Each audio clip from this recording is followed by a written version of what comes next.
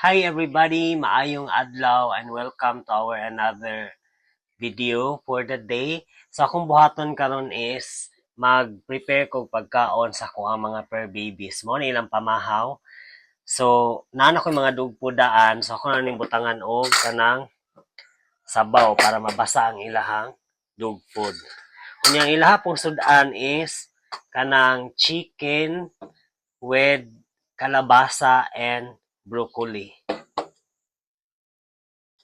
So, ato rin siyang butangan og sabaw para mabasa ang ilang dog food.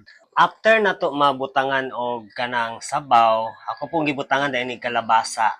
Ato na dahil isunod ang kaning broccoli. Then kaning broccoli guys, kinahanglan in moderation na ni siya, dili po ni siya permintin nyo ihatag. So ako na ning ibahin-bahin sa ilaha. Ang ganahan gid aning broccoli kay si Sky ug si Hachi. Mo ni sila ang hilig mo kaon og kana mga gulay-gulay. Tapos after sa broccoli maghimay na pud ta og chicken. So chicken ang atake nila rong adlaw. Mao na ni guys ang ilang pagkaon. Siksik. So mao na to guys. Thank you for watching and bye everybody.